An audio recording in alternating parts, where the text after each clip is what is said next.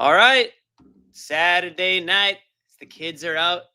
Hey, we get the show on the road, guys. We can still hit it tonight. It's Christmas season.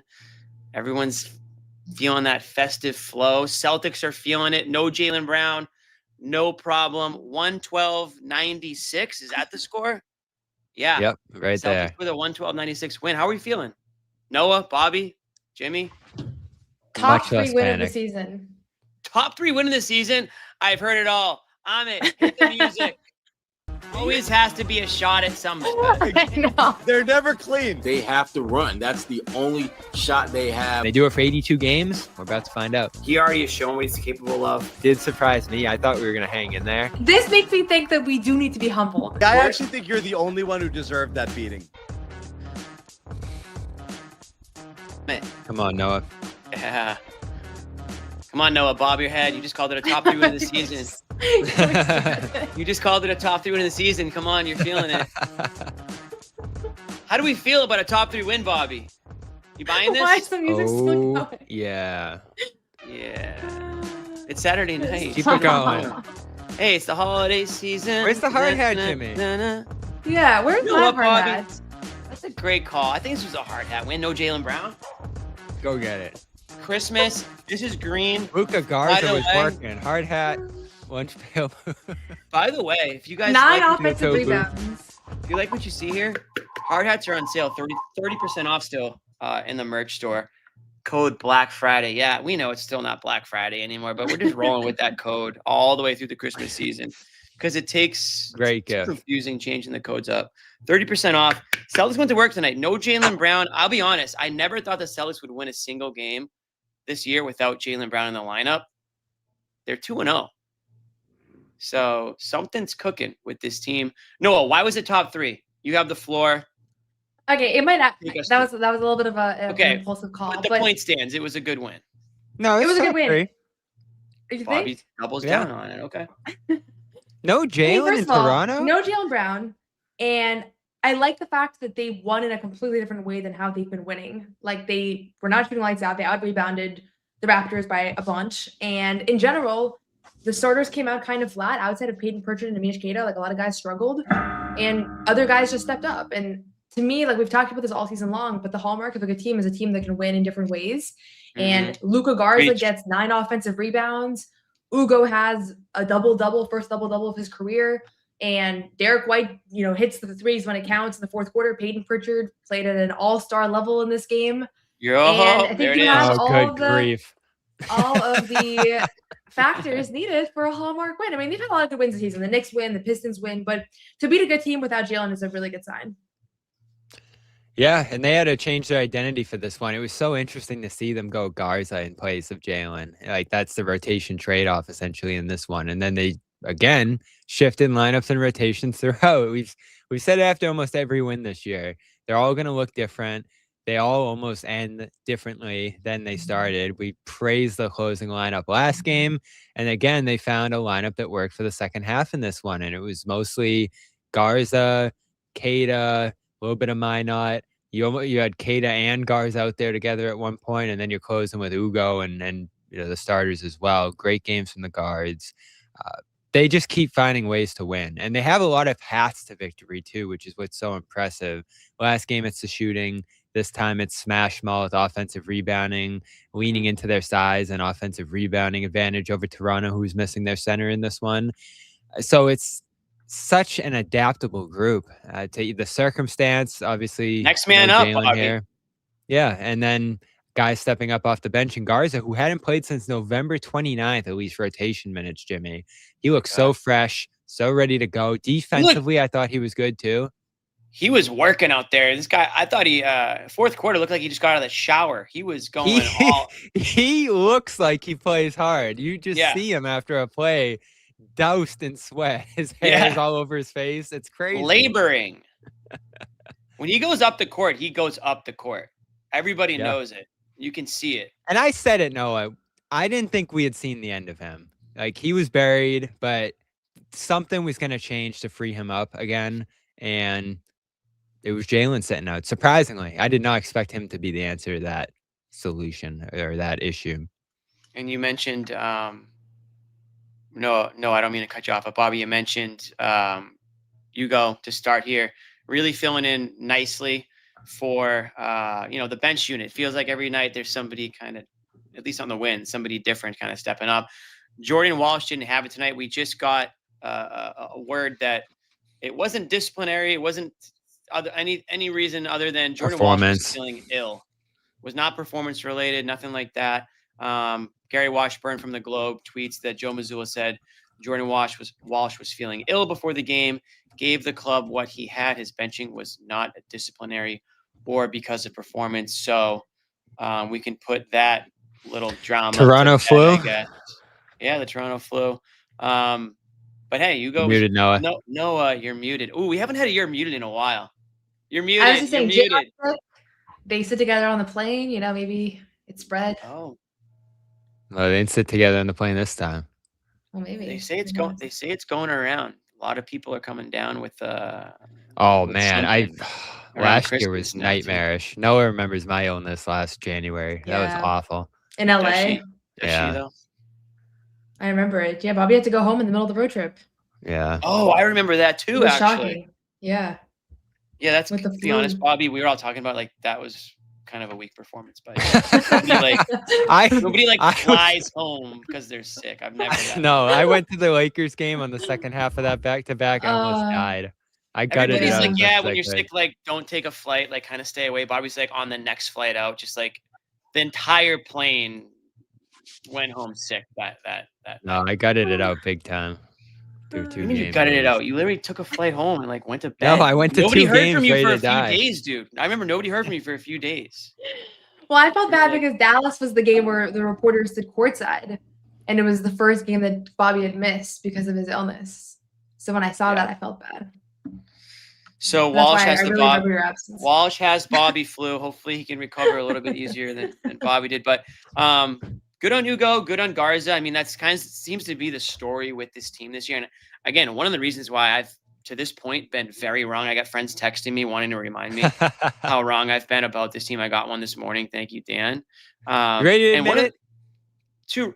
I've already admitted that I'm already admitting that to date I've been very wrong about this team. I thought that here's a John response. Yeah, well, listen, I don't. Why we're 28 guys. Here. We're 28 games into the season. I So think. How many games did you have them winning? 28. I had them winning, I think, 35 games. So yeah. And listen, I'm not rooting against the Celtics. Okay. Good on them. I've already said to this point I've been wrong.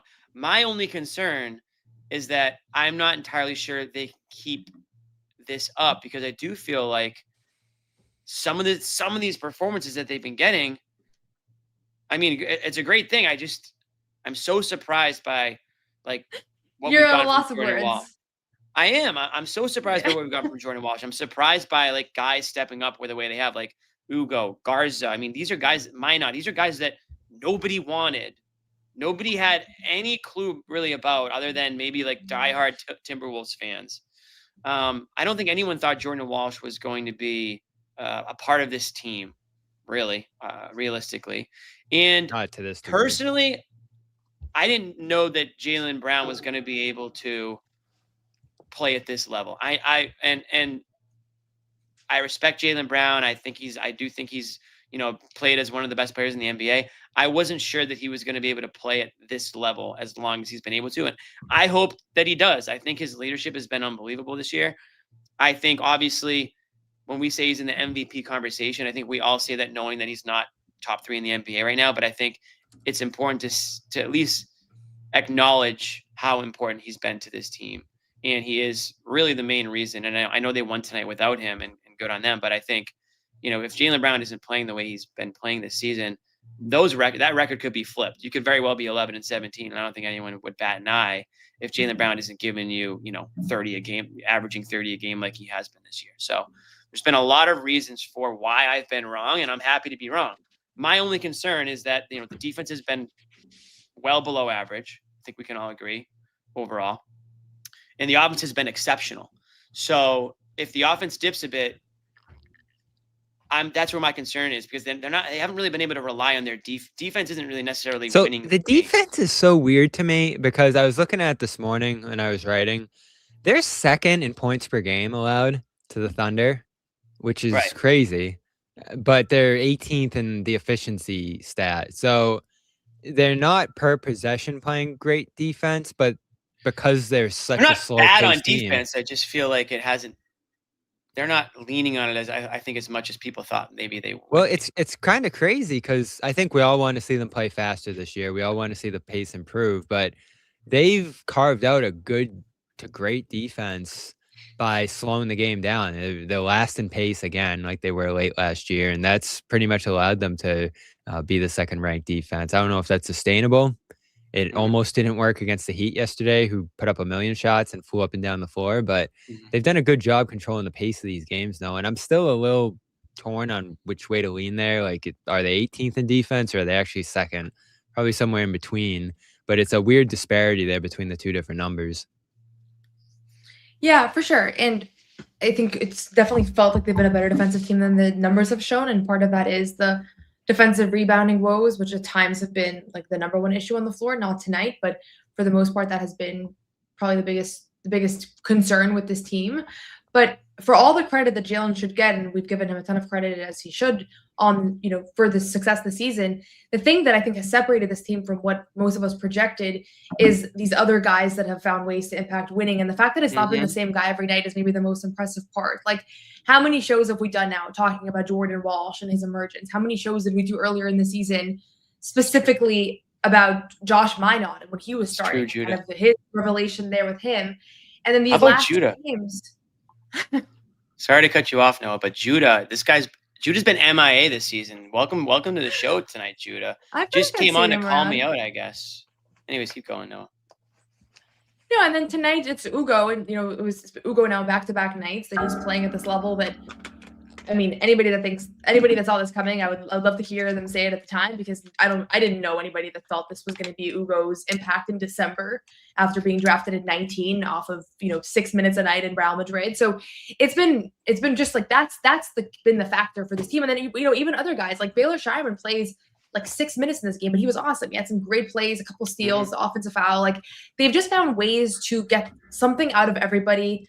Luka Garza's been out of the rotation for weeks now. He had no reason to think he was going to play today. I'm not there reporting on this game, but I would be shocked if he had any heads up that he was playing in this game. You never, they never do on these things. Well, Bobby went through the centers last game or two games ago. They were playing. Oh, we have to update the center chart. We do. Is Garza now your fifth center? Cater first center, Luka second now. I guess Minot's bumped back to third. Yep. And like, again, he has his flaws, as does everybody else that's kind of been in this. I mean, you're not a minimum contract player if you don't have your flaws, but they've just found ways to get the most out of everyone. And this is not the first game that Luka's played a massive role in contributing to a win. Like, you had that Orlando game too, that was awesome. And then we might not see from him for a few weeks, or Xavier Tillman comes in for that 76ers game and gets the game-winning stop. Like, it's just been really impressive, that part in particular. And I think if you have to pick one person, you probably give Joe Mazzulla the credit there. But also Brad Stevens for getting this collection of guys together that clearly fit better on the court than people projected they would. I mean, even me, I was high on this team. I think, Bobby, we both had them winning 45 games, but like, that was me being optimistic. I don't think I saw somewhere the over under up to 49. Yeah. Like a couple days ago. Current. Yeah, I think I remember you saying that. So, you bring up Brad Stevens, and the one thing Brad Stevens was great at as a coach, not saying he was only good at one thing, but one of the things he was great at was raising the floor. He could take, relatively, I don't want to say bad in quotes, because, you're in the NBA, you're not necessarily bad, but he took lesser players and made them better. He was able to get a lot more out of them than what I think a lot of people or a lot of other coaches could. I mean, Evan Turner comes to mind. Obviously, he's probably the main one there. But you can go down the list of players that he was able to sort of Phil Pressey. Sure, we can toss Pressey in there. There's probably better examples, but Pressey, sure. That was something that Brad Stevens was great at, and maybe he's able to identify players that might have, as the GM, if you will, he might be able to find players that he feels he can identify that will be able to do that. Producer, that's a good example. Well, yeah, Isaiah was, Jay Crowder. Jay Crowder's a good example for sure. Isaiah was established already. I'm thinking a little bit deep, like a little bit more deeper than that. But point I'm trying to make is Brad Stevens was rated as a coach. I think he might be able to see it maybe in players that other coaches might not be able to. But Joe Mazzulla is also proving to be excellent at it. It seems like Joe is able to really, his coaching style, he's just incessant, I think. And I think he really he expects so much, and he demands so much from some of these guys that are like, towards the end of the rotation or the end of the roster or whatever, that he's pulling things out of them that maybe they need to be pulled out of. Maybe they need that extra intensity that Joe provides. Maybe they need that extra motivation.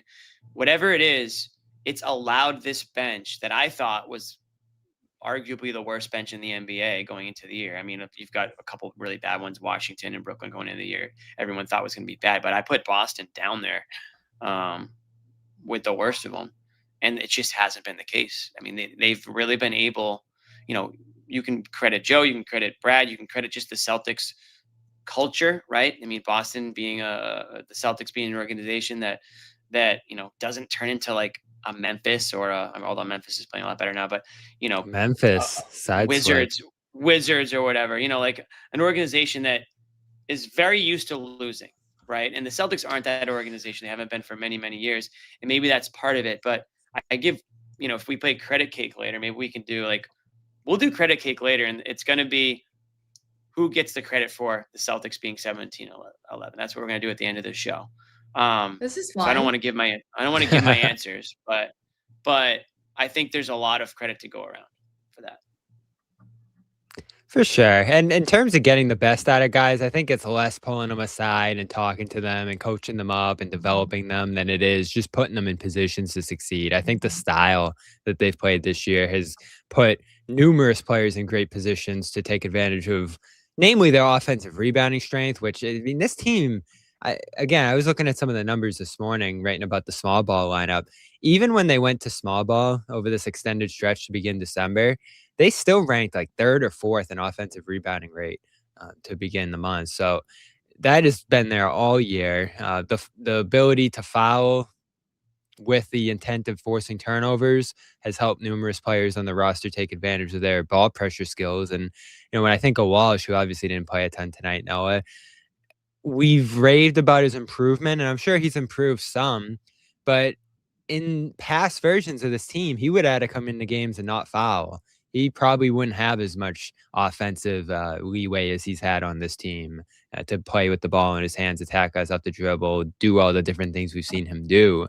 So I think the opportunity's there for guys, which always helps. You can play through stuff, but the system and the stuff they want these guys to do all fits their strengths. If this was a different team and they didn't have as much freedom to try things offensively or just fit into their strengths, do those things and just focus on those things exclusively, I don't know if as many of these guys would be as successful as they've been. So Joe said it before the year, we're going to play a style that fits the roster, and everything they're doing fits the players that they have. I don't think it's that any of these guys individually have played over their head and out of this world. I think they're all in great positions to succeed.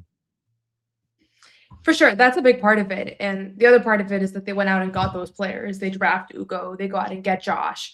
They got guys that fit this style. And I do want to, it's so hard to, whenever a team is playing well, it's so hard to split the credit between the coach and the product on the court and the execution and kind of the individual players. Mm-hmm. There are some things that Ugo does that, as much as I want to give Joe Mazzulla credit for everything he's done this year, that's just Ugo gets the credit for that play, because he has an ability to do things on the defensive end that is kind of mind-blowing.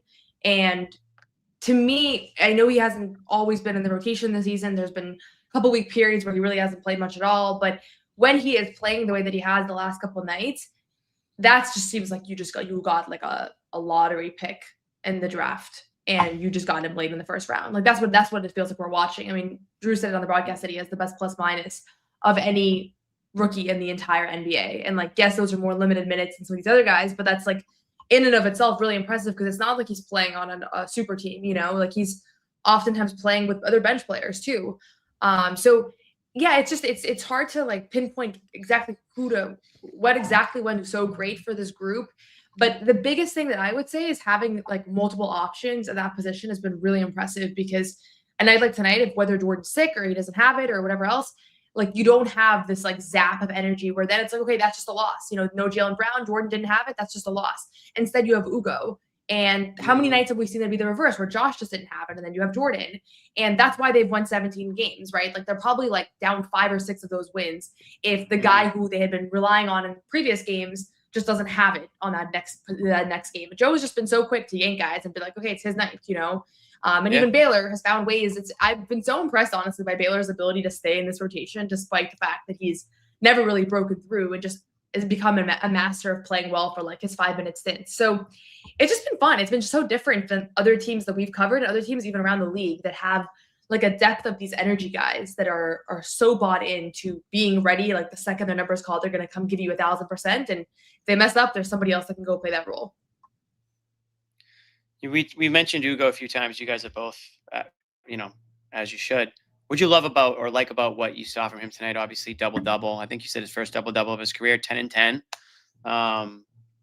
Very, very Ugo-like game. Obviously he's new, so we're still learning a lot about the kid. But I think you see his aggressiveness out there. You see his like nose for the ball. You see him willing to put his body kind of out there.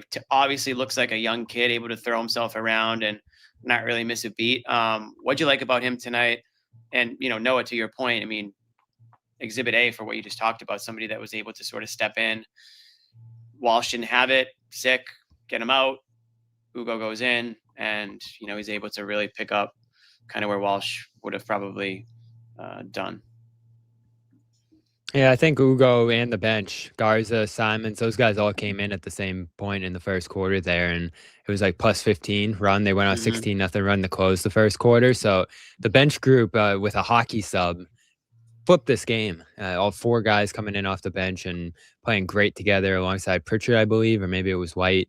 One of the starters stayed in, and they just went on this great run. And for Ugo tonight individually, rebounding there, dominant part of the game, the win for the Celtics here.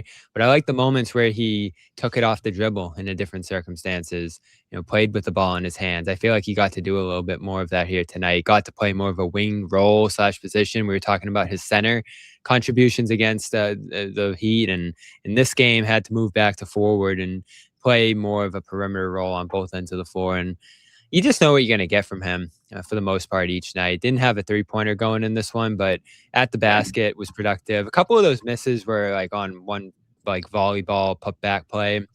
So it was a better shooting night than it looks there for him from the field, from the 2-point range at least here. And still a lot of fouling, but this is back-to-back games where he's plus 22 last one, plus 37 tonight. I believe he's the rookie leader in plus minus, they were saying on the broadcast, Noah.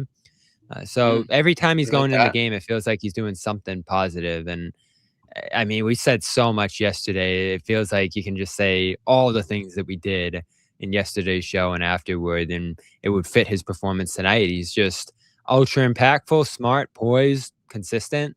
It's amazing to see right now. And I said this to you during the game, Noah. I feel like we're right around the corner from him potentially jumping in the starting lineup with the momentum he's playing with how much he is doing for them. We saw that shift from Minot to Walsh at one point. Love what Walsh is doing. I wouldn't say remove him yet, but Ugo's going to make that push. And I feel like on this team, nobody's safe. Nobody's role is secure except for maybe like Jaylen and White to some degree. Like that's it. Everything else is a battle day in and day out, as you saw tonight. For sure. Yeah, I think I expect Jordan to keep starting, but I also think that the bigger question is like, is Ugo going to be a consistent part of the rotation? I remember before the season when we were making our projections, I said that he was going to play 15 minutes a night. And a couple weeks ago, I checked and he was at like 10 or 11. And I was like, oh, okay, actually, he's not at 15. And I felt like he would have been just based off the fact that he had a couple of these really big games. But if you really look through his game log, he's had a lot of games where he's barely played this season. 5-6 minutes. I think the tides might be turning on that. I think we're going to start seeing him even on a night where it's not necessarily the Ugo show.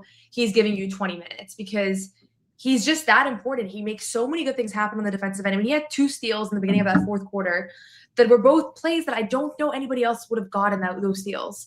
And he plays under control. And he plays with this level of emotion that is going to make him just a fan favorite in Boston, because I think about this a lot with emotion.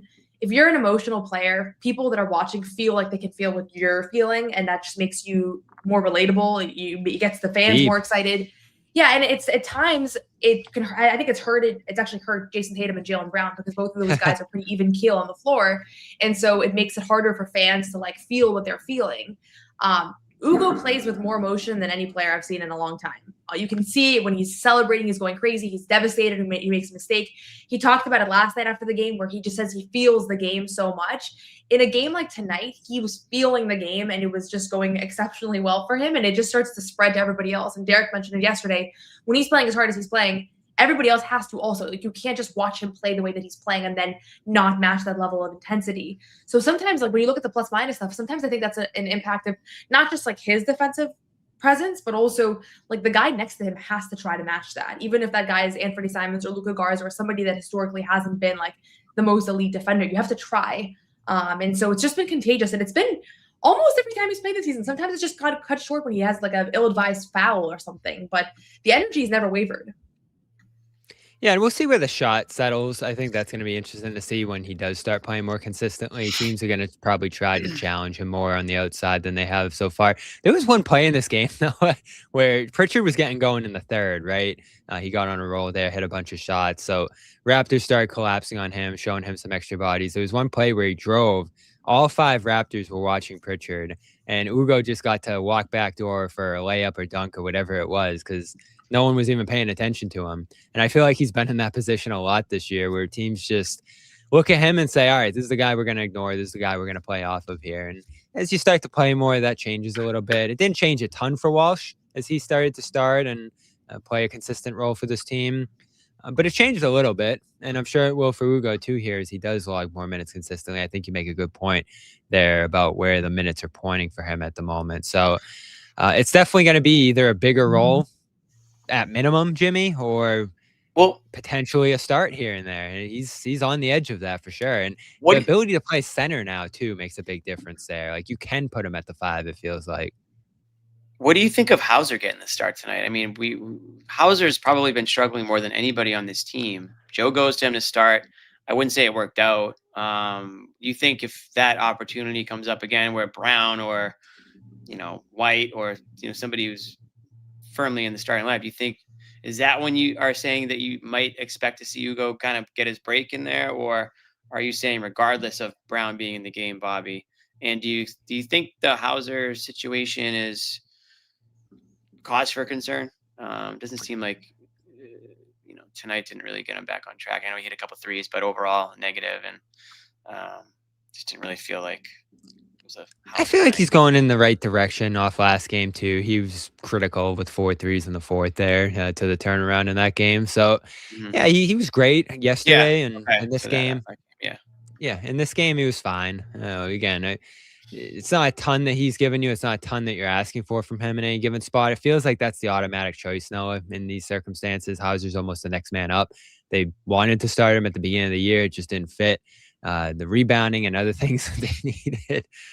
And yeah, he's given them good defense. A huge rebound at one point in this game. There was one board he grabbed in traffic where I was like, whoa, that was crucial, just given the moment and the difficulty that it happened in. I'm trying to see how many he had here in this one. It felt like 6, good number for him. So yeah, I felt good about his game. Starters struggled in general. I don't think he was the reason they were negative there. And that's just the default, I feel like, for them. And any given night, if a wing's out, even if a guard's out, if Pritchard was going to be out with the neck spasms the other day, I fully expected Hauser to step into that spot, and then they're going to stagger White and Simon.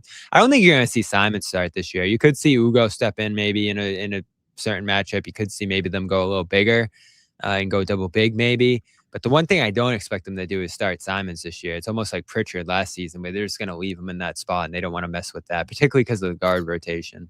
They don't want to mess with that? I think they've messed with it plenty, to be completely honest. Yeah, but like in terms of where he's playing, when he's playing, that sort of thing.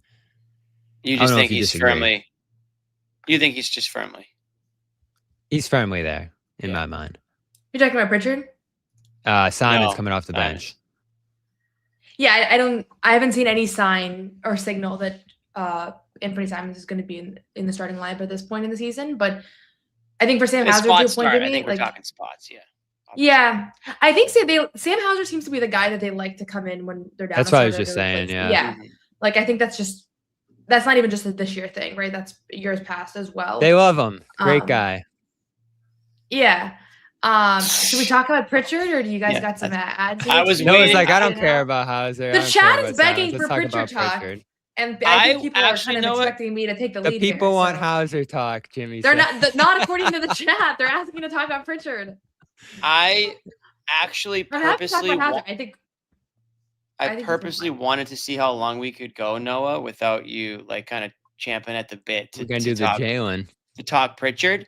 Pritchard had an unbelievable night. Before we get into it, though, we're going to remind everybody why we are able to come to them for free tonight on YouTube, and that's because of our good friends at PrizePicks. This episode is brought to you by PrizePicks. It's the holiday season, guys, the best time of the year for sports.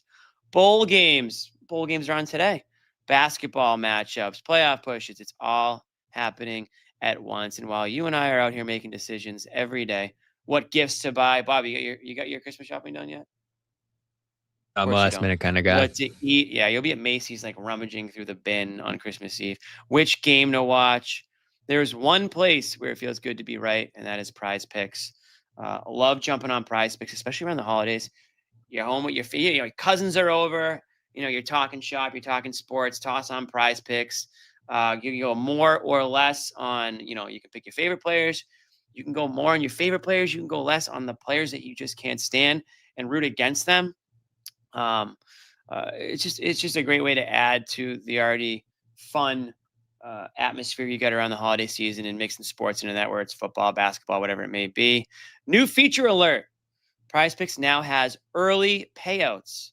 If your lineup gets off to a hot start, you may now have the option to cash out those winnings before the game even finishes. Maybe, you hit on a couple guys, or your guy's going off, and you say, you know what, I'm not so sure about the second half of this thing.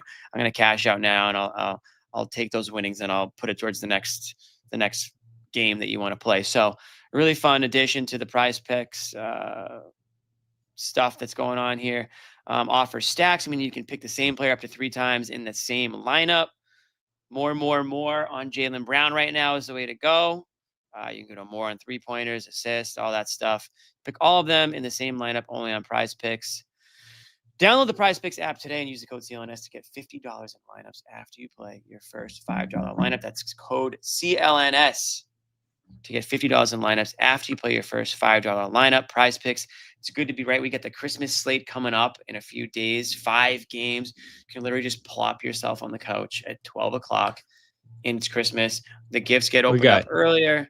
All that good stuff. Cavs, Knicks, Spurs, Thunder, Oh, Mavs, Cavs Knicks Warriors, is a great Rockets, start. Lakers. Yeah, I love Knicks at noon. Just gets the juices flowing. Cavs have stunk though. Crazy season they're having. I know. I can't figure the Cavs out at all. It's probably the most Knicks surprising season of any team. Rockets Lakers is gonna be fun. Ime and LeBron. Ime just yelling at. You see, Ime was yelling at Derek Queen the other day. For that was some reason. so weird. I would love to know what they were talking about. I was like, what could you two be talking about? And then the line I still love. The ref was starstruck. That was good. That was really good. Although what I thought he said would have been better, but turned out that Did he went home with Jokic? Yeah. Okay, Noah. We've gone 30 plus minutes, home. and we haven't really dug into the Payton Pritchard experience that the we Boston all Pea Party able to witness. Pea Party was out in full effect tonight. I can't believe that nickname hasn't stuck. It's still time, guys. We got to get Boston Pea Party shirts, I think. Yes. What went right? What went right? Is it just Jaylen Brown's out? There's more shots to go around. There's Payton Pritchard kind of taking on a bigger role, a different role, kind of being maybe a little bit more proactive out there and getting into his offensive rhythm. Is that kind of how this sort of starts, and then you kind of go from there, Noah? Or is there more to it? I mean, obviously, you think about the third quarter. Third quarter, 19 points on 8 of 10 shooting. That was crucial, right, to bounce back there. But if you look, I looked at the 3 games this season that Derek or Jalen have sat. 2 without Jalen, 1 without Derek. He has 42 points against the Cavs. Kind of carried them in that game, with Jalen actually having his only like non-30-point performance in the last 10 games. And then the 2 games without Jalen, one against the Wizards, he had 20 points and 8 assists. And then tonight, 33 points and 10 assists. He has really, succeeded when he's been like the number 1 or number 2 guy on this roster. And when we look at like, we're just talking about credit cake and like who gets the credit, this game and then the Cavs game, I thought they were very susceptible to losing, second night of a back-to-back on the road, missing one of their 2 or 3 best players. And he came through and really shouldered a ton of the offensive load. And I think he struggled quite a bit with his shot this season, particularly from 3-point range. He's been really efficient from the non-restricted area, like paint shots. He's been like top 5 in the league there with that turnaround, that pull up, that's been a really good move for him. But I still feel like what he has been able to do at times this season has been so valuable. Like when they just really needed him, he has provided. And where the challenge has been is like when a game like last night or 2 nights ago, was that last night? Last night. Where sometimes I feel like when he doesn't get a ton of shots, he doesn't ever get in a really good rhythm, and he's such a rhythm player. And he has to get better at that. Like Baylor Shriman comes in and he's been shooting 50% from 3 on 2 attempts, right? Like that's not an excuse, but at high volume, like this is what he is capable of. And like I know I've gotten a lot of flack over the last couple of years for my Payton Pritchard takes. They are campaigning him for All-Star. He's one of 3 guys that they're campaigning. He's not going to make it, but he has shown flashes in nights like tonight where you see what the vision is for when the ball's in his hand more and when they really need him. And the last thing I'll say is it really helps that he's a very good ball handler and that his assist to turnover ratio has never wavered this season, even when the 3-point shot hasn't fallen. Like that's the number one part of his game that I think people still miss, is that when the ball's in his hands, good things happen, and he just does not turn it over. And this team's hallmark of success has been they don't turn the ball over, and he's like at the forefront of all that. I'm campaigning for Jimmy, podcast host of the year. Ooh, don't tell John. Don't tell John he's going to start going on his own tour. Bobby, take it. I love the short to mid-range stuff. He did it again tonight, 7 for 11 outside of the restricted area in the paint. That brings him up to 51 for 81 this season, which is like 65%, close to it. It's crazy what he's done in that short to mid-range area, especially since, as you said, Noah, the 3 hasn't been there for him for a lot of the season. I did see a chart this morning that he is the worst 3-point shooter among their regular contributors this year, but he's still the best among all the worst 3-point shooters in the league. You don't need that. Don't bring that negative energy to the show tonight, dude. It's to true. Me, though, it's worth noting because I still think that's going to trend upwards. Like he's not going to finish. I mean, he might, but I don't think he's going to finish shooting. What is he at? 33, 34% on the season? Well, that's what's so interesting to me. Like we keep saying like, oh, this team's been shooting so great. They're going to come down to earth. But there are a lot of players on the team, namely him, who could point upwards as White has recently. And we haven't mentioned White a lot tonight.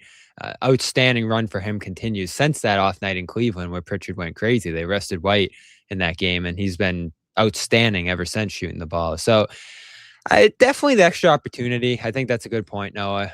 Getting to play with the ball in his hands more. We know that that's his best role. That's where he's been at his best when other guys have been out, and he's been able to step into those primary roles.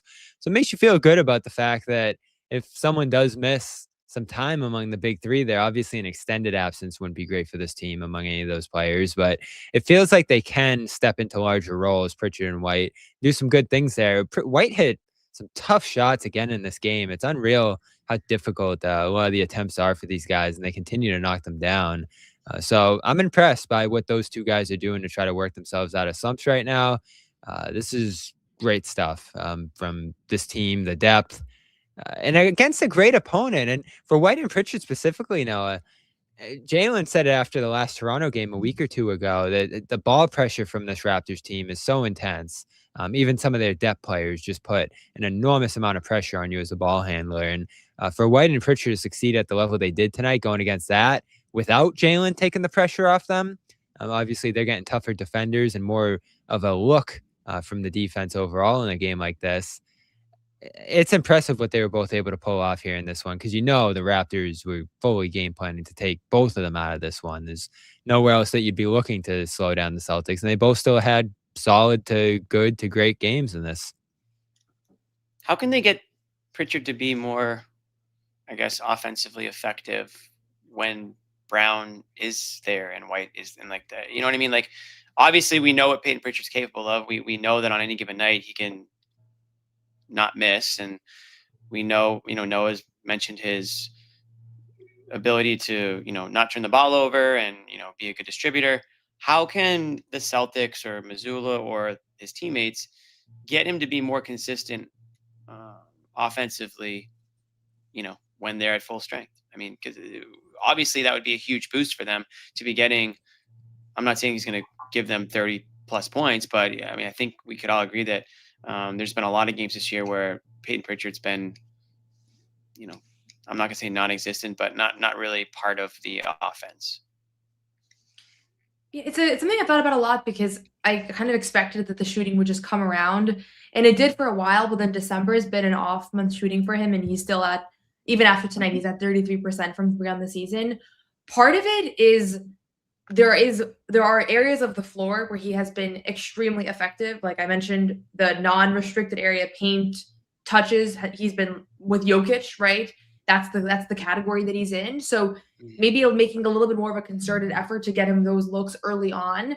And that gets things going. And when we talk about it, like the ball goes to the basket with a layup or a free throw, like can that open things up for you? I know Joe Mazzulla is kind of like, he's not the biggest believer in that concept, but I think sometimes that can have some validity to it. And then you look at the 3-point shot, a lot of times, and this was the case last night versus Miami, he took 8 threes. He made 2 of them, but a few of his threes early on were like last second heaves with the shot clock winding down. And now you're 0 for 4 from 3 because you took 4 shots that were like the possession was already broken, right?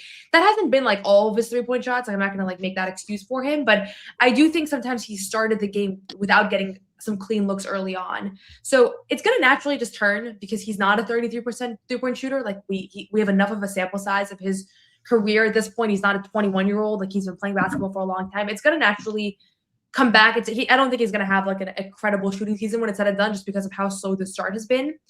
But a couple percentage points, and like you look at everything else that he's doing, I don't know. I think he's just been very solid for what they've needed from him so far this season. And the fact that he has been able to step up when they've needed him to is almost the most important thing here, right? Like they need to know that if Derek or Jalen is out, can you get 30 from Payton Pritchard? And he's kind of shown that you can get that so far.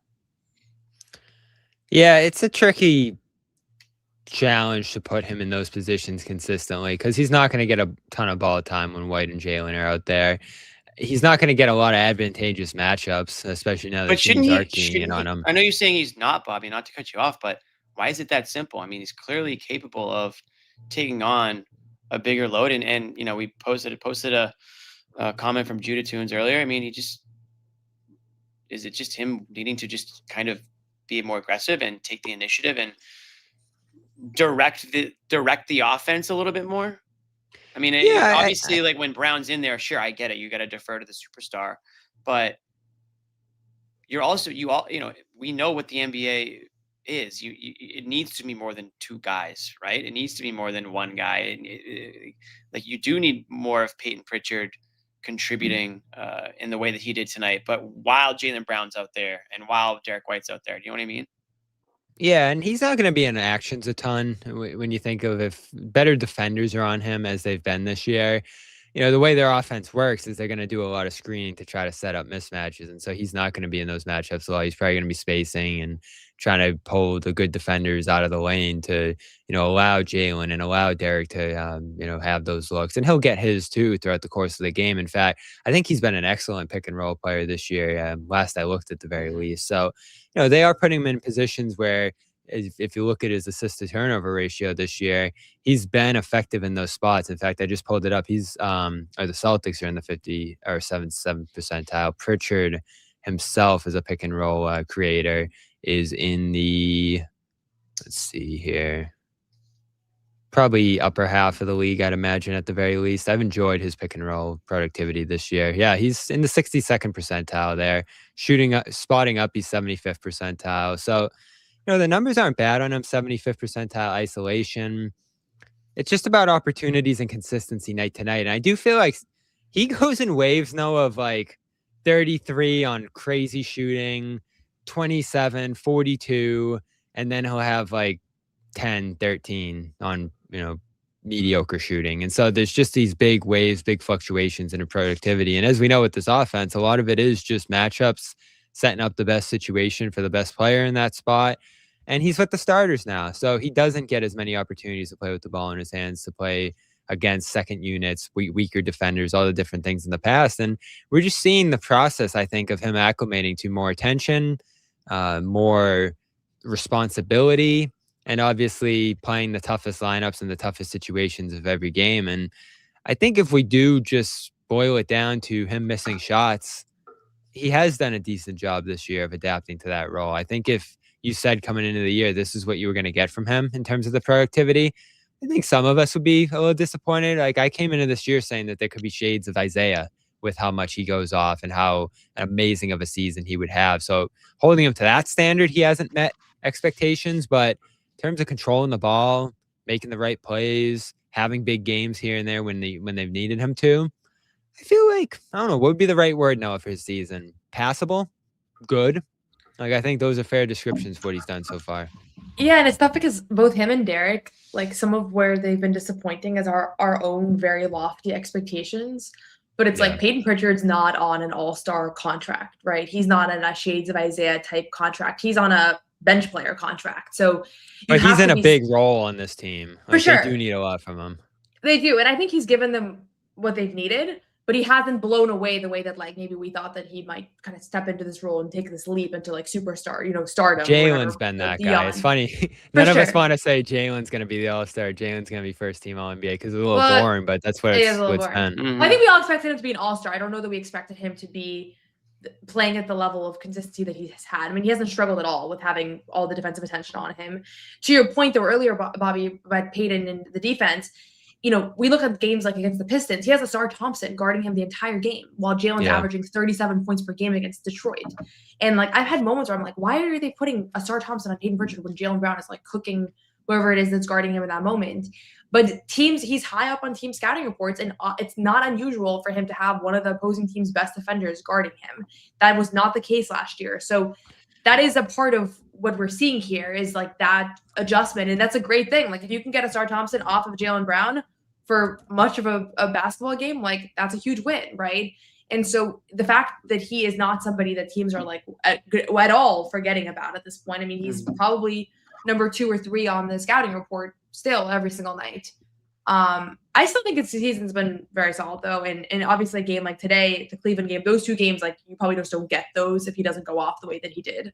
And now you're talking, you're 15 and 13. Like, that's the amazing thing when we were thinking about who gets the credit. If you single-handedly powered, like, 2 or 3 wins on the Celtics for the Celtics team, like, you are the difference between them being 17 and 11 and 15 and 13. Like, that's how small the margin of error is right now. So it's been cool to see that so many guys have had their hands on wins in different moments.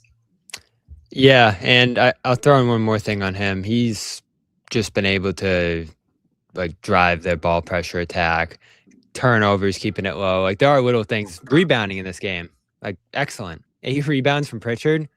I mean, you'll take that all day long that's been one of your biggest needs this year. So he is a guy who finds other ways to succeed when shots aren't falling. I'm looking at some of the matchups for him this year defensively. Nothing pops.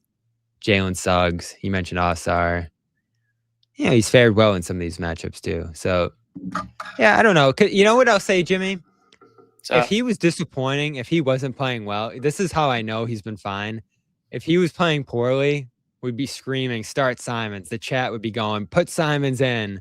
And you don't see that. So I feel like Pritchard's been We should not make our assessments, though, based on if the chat's screaming. No, I'm just saying, like, if it was obvious that he was hurting them, yeah. he would. I know, but the chat is a dangerous place. You definitely don't want to get caught up in the chat. You don't want to get caught up in the YouTube comment sections, like the next Twitter. Mm-hmm. Oh, well, that goes without saying. Twitter is not a good place to be.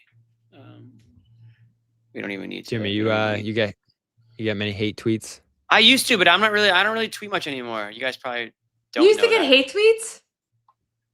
I mean, they don't boo nobody's. They don't boo nobody's, Noah. If you're not getting hate tweets, guess what? You don't matter. Yeah. So that's really what it comes down to. I used to get them more when I was, like, tweeting more, but now I just kind of retweet the show stuff. Now it's more just like in real life hate. Yeah, now I just get hate in person. People are, like, very, like, upfront about it, which is nice. And just hate me to my face, That's the way to do it. No, it's all good. No, I'm a lover, not a hater. But yeah, again, awesome game from Payton Pritchard. By the way, the results are in from our poll. We did a little poll. Was this a top 3 win? 75% of you believe that yes, in fact, tonight was a top 3 I'll give win. all 3 of them right now. The Knicks game, the Pistons game, and this one. I think it's pretty easy. Okay. I mean, at the time, the Cavs win felt like a top 3 win. Second night of a back-to-back. No They beat him Derek, no twice. Mimi. But then, especially the second one. But at this point, I'm like, we got to go back and erase the value of those Cavs wins because everybody's beating the Cavs. So. it's starting to, the strength Not of what schedule. I thought it was at the time. Right. But the Knicks like have been awesome. I mean, the Knicks basketball. have been very consistent. And so have the Pistons. Just won the NBA Cup.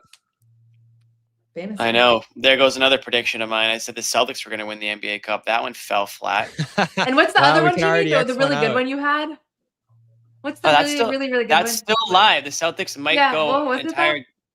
They might go an entire game without hitting a 2-point shot. Yeah, I still believe that could happen. Yeah. It's possible. Last year, they had a game where I think they hit 9, and Tatum had 7 of them. We went over this. So it's still very possible. They might get 3-point happy some It's game. pretty funny. I was Googling the Garden Report the other day. You know how they do like the little like AI whatever like overview, and it said the Garden Report where they make bold predictions like the Celtics won't make a 2 for an entire game. No way. No. No way. You see what you've done to us, Jimmy? I've completely invalidated our show. Noah's like cannot be attached to that. Cannot be attached to that at all.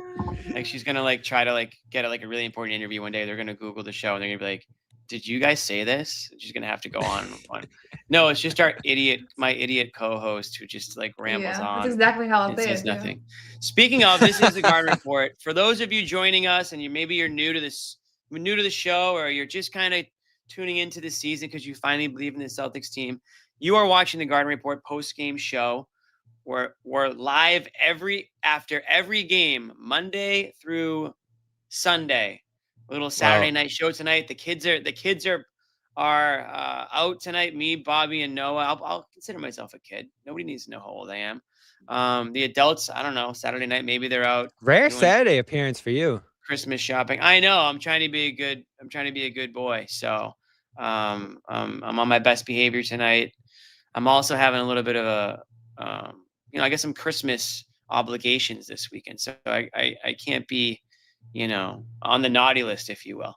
But this is the Garden Report Postgame Show, proud part of the CLNS Media Network. If you haven't already, hit subscribe. Turn on your notifications so you never miss when a new video drops on the channel. And hopefully you're watching us on the CLNS Media Boston YouTube channel, because if you're watching the Celtics All Access, by the way, thank you. But the show at some point will not be airing on the Celtics All Access channel. It will only be airing on our main YouTube CLNS Media Boston YouTube channel. The Celtics All Access is still going to be the place to go for all your Celtics content, videos that we, produce, and the live, what do you call them? Post-game interviews that you guys do, and a bunch of content's going to be on that Celtics page. But this post-game show will eventually only air on the CLNS Media, YouTube page. So make sure you subscribe to that. Make sure you follow us on social media, Celtics CLNS, and follow our show on Twitter at The Garden Report to stay up to date. And hey, if you want even more from us, check out the CLNS lineup. We've got, I already mentioned the Celtics All Access. We've got NBA History channel, where the podfather himself, Nick Gelso, is a huge part of that channel. Great interviews with some NBA greats, Celtics, all the way on down, Lakers. Great show with Coop. You've obviously got the Cedric Maxwell show. John Zance is part of that as well. Patriots, little Sunday night action tomorrow against the Ravens. That's going to be a fun one. You want to follow it all on our Patriots Press Pass channel. It's honestly the best Patriots coverage in town. We've got Bedard, we've got Taylor, we've got the whole gang of guys. Content Monday is live. I don't go anywhere else for Patriots content. I truly am saying that. Monday from like 4 p.m. all the way on down, we've got unbelievable podcast shows for everybody to watch on YouTube and listen to and download. And the Bruins win tonight or lose? I feel like they lost. I'm not sure. Actually, what They did I lost, yeah. They lost. Damn it. Okay, Why well, would you bring that up? well, because I'm gonna tell everybody about Bruins Rinkside. But unfortunately, it's probably not the happiest place to be tonight. But I'd still check it out for your content. Bruins were home tonight, and they're home tomorrow against the Senators. I'm trying to actually sell my tickets to that game because I can't make it. So if you're looking to go to the Bruins game, hit me up. I'm trying to sell my tickets. I haven't been to a game in a minute. I'm not trying to make money on it. I'm just trying to sell the tickets. Bobby, hit me up. And PrizePicks. We already talked about our good friends at PrizePicks. So that's a little Credit cake? little CLNS refresher there. And yeah, I want to jump right into Credit Cake. John Zanis may or may not jump on if he can get home in time. He's away or he's out, but he's gonna try to jump on if he can. But we'll see. But we're gonna do Credit Cake, and why don't we start with ladies first? Noah's a huge Credit Cake fan. Not a big fan of the blame pie, but always in on the Credit Cake. So we're gonna do Credit Cake, and this is who gets the credit. Slice up your cake for the Celtics being 17-11, 28 games into the season and going into Christmas at 17-11 because they will not have a Christmas Day game. They play the day after Christmas is it at Indiana or is it home? At Indiana. At Indiana. Okay. And then But they play Monday too. They play Monday, yes. Okay, you're right. Sorry. They play tomorrow. The home and home. Sorry, Yeah. Tomorrow's Sunday. Monday is their last game before Christmas. Got it. Yep. Anyways, Amit, hit me with Noah's Credit Cake. We're going to break this down graphic style. Noah, you can take us through, slice it up. Wow, it's vegan. Whoa. Thank you guys. A lot of slices. First thing I'll Vegan say Credit Cake. Very nice. I'm going to pass. First thing I'll say is that okay, enough. First thing I'll say is Joe. Where it says Missoula, I think it's Missoula and the coaching staff because Don't Joe forget the kind of assistants. No, Sam Cassell's seriously, going though. to be pissed. You guys are so annoying. Joe represents the coaching staff because he is the face. He's who speaks to the media, but there is a whole staff that returns completely from last year as well. And I think that continuity has benefited them too. So I'm giving him a quarter of the pie. I'm giving Jalen a quarter of the pie for playing at a first team All-NBA MVP ballot level. This was kind of tough. I think I might have mistyped this, but generally speaking, I'm giving about 10% to Derek, Kata, Jordan, and Pritchard. All of whom have been kind of the other four starters for this team for the most part. And then Ugo gets 5%, and the rest of the guys get 5%, but I honestly feel bad about that because I feel like Josh Minot should be listed here. He was responsible for a couple of early season wins. Anthony Simons Amari. also, I think he's had some big moments. I don't know. Amari, you said? I'm just kidding. Yeah. It's hard. I'm not as much as I prefer credit cake to blame pie. It's still hard because I feel like I'm leaving people on the table. Brad Stevens. I think it's a good list. But thank Brad you. Stevens. Tried my best. And I just forgot say Brad, too. while I have the floor, I like it. I just want to give a shout out to Luka Garza for his performance today in particular, because I think fans and sometimes the media too, but mostly just the general public can have this perception of like, this guy just sucks. Like this guy, he's terrible when he's on the floor. He got a lot of flack for his plus minus numbers earlier in the season because Kata's were so much better.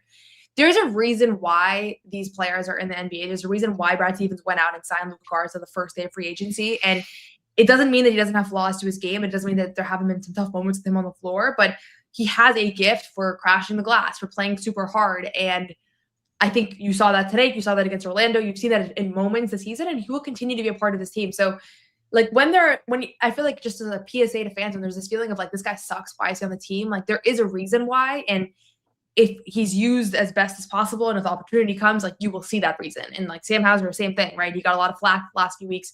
Maybe they don't win against Miami if he doesn't, catch some fire in the fourth quarter there. So everybody finds their moment. It's not going to be every single night. Baylor Shireman is a lot of like, oh, he's just doing cardio out there. Then he comes out today and has like a great 5-minute stint, right? So just wanted to throw that out there. But yeah, that's my credit cake. Wow. So just to be clear, you sliced up the cake. Everyone, a lot of guys are getting slices here, but then like you just took like the last piece and just like threw it to the dogs, basically to fight Everybody. Kind of what happened. Yeah. there? Well, Everyone's just like clawing at the last piece. Yeah. Everybody Yeah. else. Well, you have to have it everybody else, or else you're saying that some people get 0% of the credit, you know? So You meant well. Yeah, no, you meant well. I just feel like maybe you probably there's probably some injured. what does We'll this have mean? to put Noah's that down to vegan. like Noah's vegan. That 0.5. explains a lot. What does it explain? Yeah, what does that explain precisely? I'd Go like a on, follow-up, Peter. Peter. Thank you. Yeah. And by the way, welcome to the show. You didn't know Noah was vegan. We only talk about it like every show. Unbelievable. That's All true. right, Also, Jimmy, you're passing slice out a up lot yours. of cake. Passing out a lot of cake. We don't even know if these players want that. We don't know if they want the vegan cake anyways, but we Sneaking are a vegan passing it brownie out by me. just in case. Bobby, you don't want to go next? You want me to go? Yeah, sure. You're the host. You pick. I want you to go. I mean, I don't think anyone really cares about my cake. I think they care more about your guys' cake. So Bobby's up here. Take us I through went it, with a Bobby. smaller one. Yeah, because I'm giving Brown a hefty slice. I know they win without him tonight. Maybe I'm wrong, especially after this win here. But to me, I think this would be a much different season if you didn't have just the enormous production from Jalen night in, night out. I know the plus minus numbers don't speak to that level of impact with him, but I'm not buying it. I think that he's played with second units. I think there's a lot of noise there, a lot of reasons that hasn't gone his way in terms of the analytics, and they have been better this year than they have in years past. He's had an enormous impact this year. You need to know that someone's scoring 30 coming in pretty much every night. And I'm always going to give a player a little more impact than a coach, but Joe deserves a big one too here. And maybe a tie is fair there. I think that's a good argument, Noah, that they should have equal share atop this team. But I'll give Brown an edge. Noah went with Brown and Missoula at an even percentage, and so did Bobby. Very interesting so far. Well, I was getting it's Yeah. It's all relative. It makes sense. I'm giving them a bigger share of the team. And honestly, Joe gets such a big one to me because I give him credit for the success of Minot, Garza, guys up and down the lineup who, again, I think have been put in positions to succeed. I don't think many of those guys have done extraordinary things. Credit to them for what they've done here. But Missoula, the coaching, the system, clearly from forcing the turnovers to the offensive rebounding to the threes and everything you can mention that he's done here. I think it all stems from Missoula and staff, if we want to call it that. So Keita, next up, I said this to you the other day, Noah, he's been indispensable to me. Like I cannot imagine, especially since they've gone small ball of late, this team without Keita. Again, the fact that he's doing it every single night, it's just, what you're getting from him pretty much across the board. He hasn't been benched. There hasn't been a spot start by other centers. Got hurt, bounced right back. Yesterday, hits the floor twice, bangs up his back, keeps rolling. I think just in terms of the position he's played here and how much they've needed from guys at that spot and how little they've gotten from others, obviously outside of Garza tonight, I'm giving him the third biggest slice there, ahead of White, only because I feel like White, Pritchard, Simons have collectively filled that spot. I'll give White a little bit more credit than Pritchard, who is supposed to be that last spot right there, alongside Walsh, 5% for both of them. Where is that? But White gets a little bit more to me because starting this year, blocks, steals, defensive impact every single night, point guard play, never turned it over. I think he's a pretty stabilizing force even through some of the early struggles. Pritchard deserves some modest share. He's been a steady starter for this team. And then Walsh emerges one too. So, I mean, what is this? This is the 5 starters right here, right? White, Walsh, Keita, Brown, and Pritchard, and along with the coach. So, the bench has been fine. I'm not going to gush about the bench too much. They've done their job in spots, ups and downs there. I could have done maybe in everybody else category there like Noah, but I think these are the primary reasons, the primary contributors to their great start. Okay. And by the way, my math is, as everybody knows, isn't great. So I'm realizing now that you gave Brown 35 and Joe 30. It wasn't an even split like I said before. So I actually Noah's was an even split. Noah's was an even split. You gave Brown a little bit of a little bit percentage. Yeah, which is fair. Noah, any comments on Bobby's? Any issues with it, with the cake, with the dishing of the cake? No issues.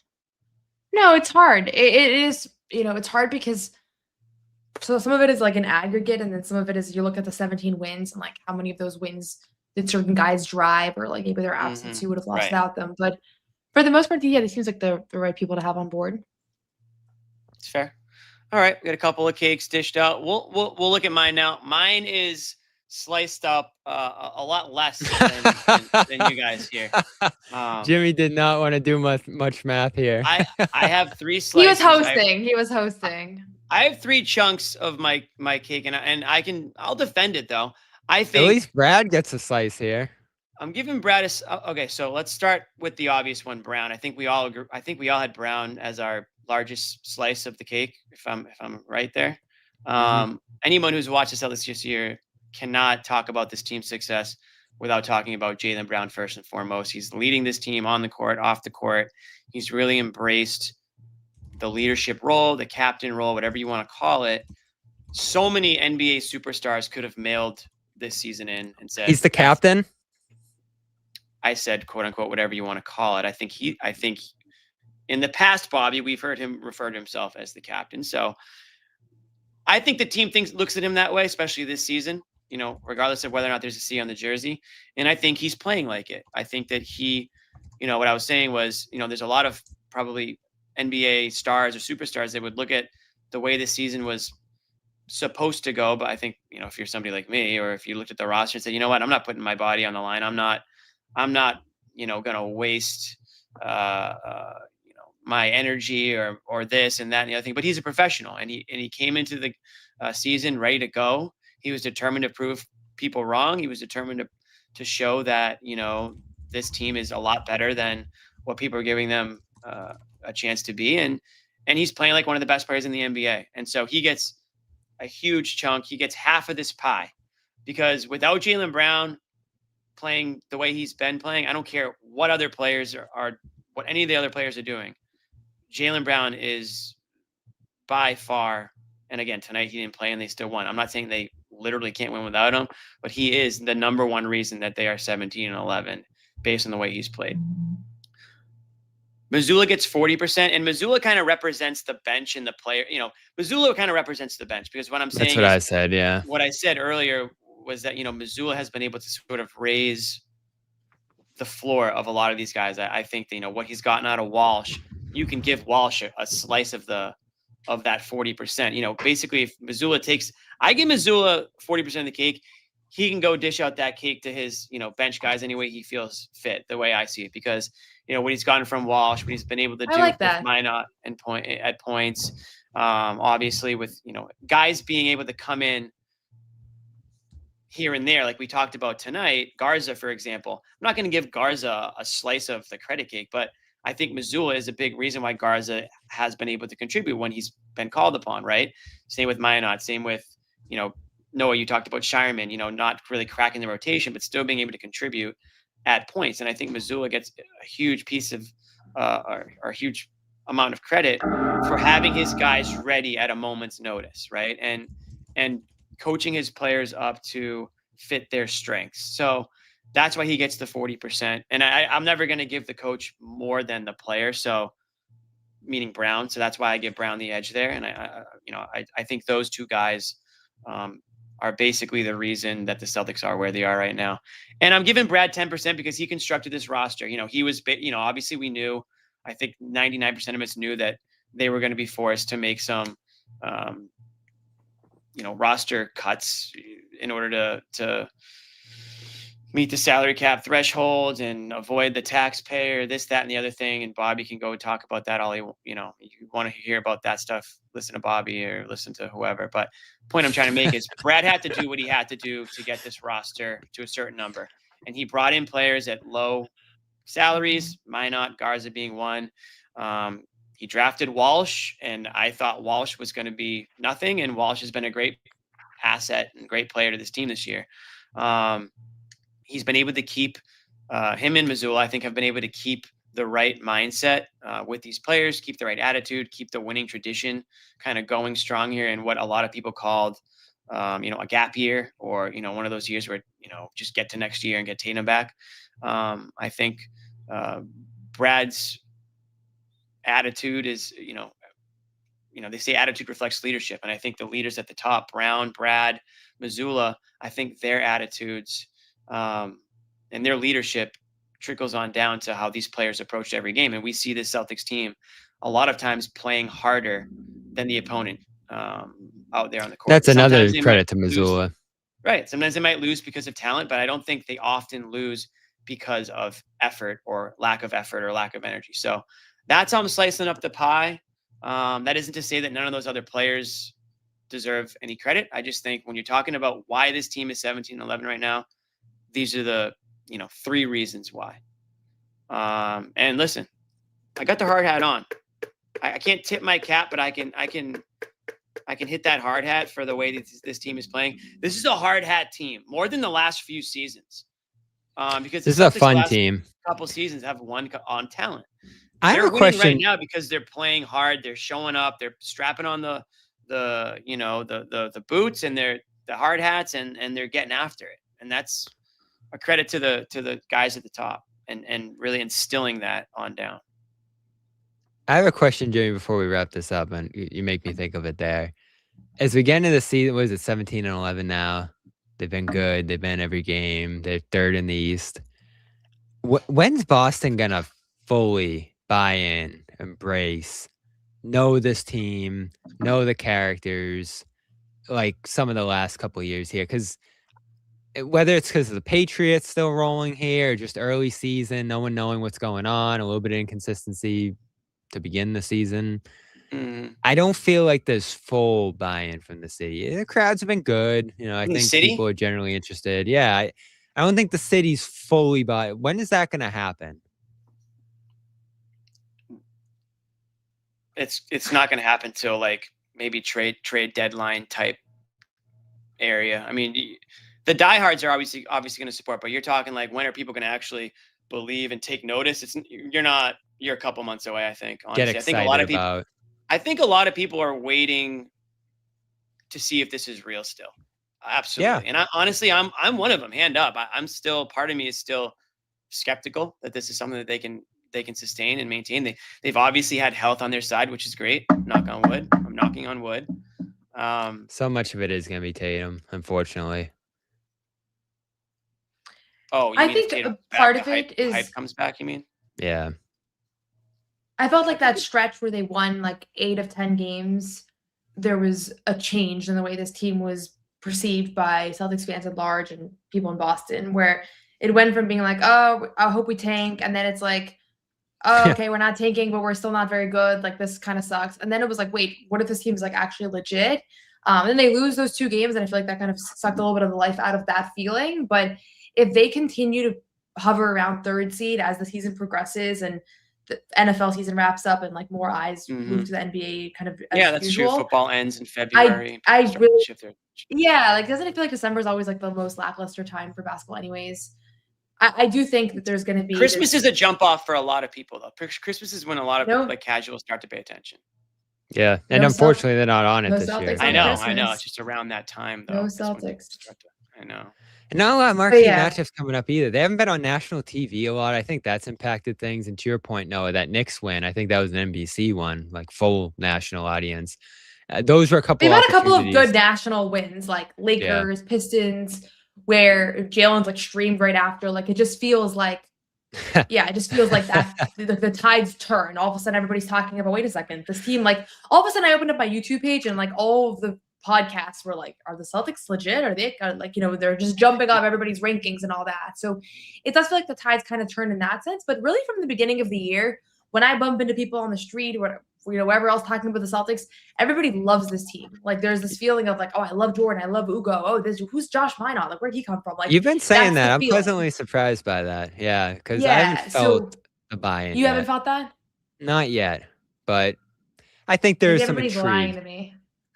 I think no, I mean, I think you're talking to, if I feel like if anyone recognizes us, they're obviously huge Celtics fans, right? So I think the huge Celtics fans are going to be quicker to believe than the quote unquote, casuals or the people who only watch the national TV. Yeah, I don't even know how to measure what I'm talking about. I don't know how the ratings have been. I don't know. Like, you start to hear it more on the radio. You start to hear the chatter about it. People get fired up for big nationally games. Too. Start to get texts from friends who aren't like the biggest fan. That's kind of when I gauge it. If I'm starting to hear from people who are, I know aren't diehards, but are sports fans, and I haven't really gotten that with the Celtics yet. So it's not there yet, but if they keep pulling off these wins and they keep climbing, and I guess I should say sustaining, it'll happen. I know that it's still very difficult for like Celtics season. It feels like Celtics season ticket holders that I've talked to. They're not able to sell games certainly the way they have been the last couple The years. crowd's been fine. Yeah, Turned in that it's sense. gotten a little better recently, I feel like. And, I'll be interested. Again, they're playing 7 straight games against teams below 500 here. It is feasible that they could roll through Indiana twice, although, as we saw with Brooklyn, that's not a given. Yeah, the back-to-back matchups there. Portland, Utah, Sacramento, Clippers, Bulls. They could win all those games the way they've played if they continue to stay consistent and locked in. A road trip can help for a team that's locked in and bought in and all those different things. I think it can even increase your level of focus, even though traveling is tough. Probably a back-to-back mixed in there too. New Year's, all that. So I think this stretch, if they go through this and crush it, I'd imagine that game on the 7th against Denver's National, that could be a moment for them where they're atop the East with the Knicks and Pistons, maybe even in that top spot or number 2. And then the conversation will be happening into January. Like, is this Celtics team one of the best teams in the East? And you know what? Watching this game tonight, like, this Raptors team's been one of the better teams in the league so far. And the Celtics have made relatively easy work of them. Like, none of those games felt tough, the 2 they've played there so far. They were challenging. They met some resistance, but they felt every bit as good, if not better, than the Raptors here. And I think that's how all of us felt about these 2 teams coming into the season. They're in the same class as everybody else. The Knicks are great. Love the Knicks. Still see them as the favorites, but they're not a million miles ahead of the Celtics here. Detroit, same deal. 3 very competitive games between those teams. I mean, it is feasible that the Celtics are every bit as good as any team in the East. Like, even without Tatum right now, which is unbelievable. But that's the level they've coached at. That's the level Jalen's played at. It's exciting what this team's doing right now. And I'm looking ahead on the schedule. Jimmy, I can't look at this and not say it, but we're getting awfully close to the Luke return game. You counting down the days? January 10th. How many days? What, do you have any big plans, Bobby? Yeah. Like a big story? Try not to get arrested for like getting too close, maybe. 21 days. Like, try not to violate the restraining order, maybe. How about 3 weeks from today, Luke will be back at the Garden. Talk about it. Soon. Jimmy, you will have no trouble selling your ticket that night. Oh, I'm not Jimmy, selling. I think you should request the press pass for that game. Why don't you come to the game? Well, I have a feeling I'm going to game. have to. Just be there for I have a Bobby. feeling. Yeah, I have a feeling I'm going to have to go once Bobby's removed. So I'll be ready. Bobby, you going to try to get are you already trying to angle for that one-on-one? Have you been like on Spurs media? That would be great. That would be great. I feel like it's well deserved. I feel like I think that's going to be a pretty crowded locker room. I think you've earned it. I think that's going to be a pretty crowded. Maybe there'll be a little shoot around. Everyone will be. Well, let me ask you this: will there be more Celtics media? Okay, you guys have. This is a test. It's a back-to-back for the Celtics. This is a test for you guys. Okay, this is like journalism 101 test. You walk into the Spurs locker room. You're the only reporter there, but you only have 5. You only have time to talk to one player. Are you going to Wemby or are you going to Luke? Great question. Luke. Going to Luke? Great answer. This is the way. Okay, this is an easy one for me because what do I don't know a ton about Wemby personally, so I don't really have the right questions to ask him. I know a lot more about I'm a more valuable reporter in a Luke Hornets scrum than a Wemby scrum. You know what I mean? Sure. Jimmy, you might get a better sound. You might get a better I think you'll obviously get a lot more local interest from the Luke sound, right? Obviously, that's what a lot of Celtics fans want to hear about. Wemby is the ticket. We're talking right? about Wemby's this game like it's tomorrow. Why not? Let's get to January 10th, right? Oh, I can't wait. I think that'll definitely be. And when Luke coming into the game, Bobby, another journalism 101 question: will you be on your feet or will you try to contain yourself there? Will you be kind of clapping when the video tribute goes? You might see one reporter standing up and clapping. Will you have tissues just to fight back the tears just in case? Or yeah, I could see that happening. Yeah, All right. Well, we get some time. You get some time to sort of pull it together. What's up? Anything from you guys before Monday, or we'll just see you Monday? No, tune in to the Pats coverage tomorrow. I'm sure those guys will be killing it. Big game. Ravens game, tomorrow. Pats. So yeah. Yeah, And no, then Patriots are a football team. Just FYI. No, you're not much of a football. she knows. I She's was super at a fan. I thought she famously was out on football. Am I wrong on that? I was at a page. Were you at a Patriots game this season? Yeah, I was. Thank you, Bengals. Oh, Yeah, nice were try. you really? Yeah, I was. Well, did they That was a win? fun- That was a fun game. Yes, they Did won. they win? Diggs had his They first They won touchdown every of the game year. pretty much. They didn't lose. They Well, lost last week after being I up guess she missed last week's 21-0. probably. Lock know. in. Tomorrow night's a big game Buffalo for the Pats. Bills. I think if the Pats pull it off, the respect will be there. But if they don't, I think it's completely out the window. If they lose tomorrow to Baltimore, I think from a national standpoint, they're going to be looked at as kind of fraudulent. And I don't think they'll be a team that people will be very confident in going into the playoffs. That's just where I'm at with this team. It's all about health to me. Where are they at health-wise going into the playoffs? Because they're not very healthy right now at the moment. No, they're missing some key guys on defense, and it obviously showed against Buffalo. And you just don't want to hit a situation where Drake Lamar May just needs Jackson's- to improve against man coverage is the big thing for me. Okay, no, just like where'd you get that? Who told you to say that? Ahmed. Nice. Amit will be locked in tomorrow. Producer Amit is also producer for like all the Patriots shows and really every show, almost probably. So keep it locked on CLNS tomorrow. We will see everybody back here Monday. Subscribe to the Garden Report on CLNS Network. Monday against Indy. The Pacers. Yep. You're Pacers, Jimmy. My Tough Pacers. year for them. It's very, very tough. Noah's year. Pacers. We knew it would be. She jumped a on the tough year. bandwagon last year. We knew it No would be knee tough. snap. Last year. I think we knew it would be this tough, but the Pacers are going the route that I think, I guess we'll find out at the end of the year if the Remember Celtics tanking? should have. Everyone wanted to tank. You'd be like Indiana right now. We would not be having a fun year where Indiana's at. They're second worst team in the league. You'd be locked into the college basketball season that's underway. If you were Indy right now, so a lot of crazy. They basketball were left to be so played. close to winning the title. I thought they were going to do it actually, but Me too. always wrong. Would have so been I a cool guess that run. was the kiss of death. Would have been a cool run. Woulda, coulda, shoulda. It happens fast. The window closes very quickly. But this Boston Celtics, they refuse. Somebody's just holding it up, holding that window up, making sure that this season is not a gap year. Anyways, we're gonna call it. I want to say thanks to Noah and Bobby for jumping on a Saturday night. For those of you guys all watching from home, have a great rest of your weekend. Happy holidays. If we don't talk to you Monday, but Monday night will be a fun show. We always do a little Christmassy vibe on the last. Usually it has been on Christmas, but this year might be a little bit different. But we'll try to mix in some Christmas aspects to the show, all that good stuff. So we're gonna sign off for Bobby, for Noah, for the Celtics who took this one against Toronto, 112-96. Peace. Amit.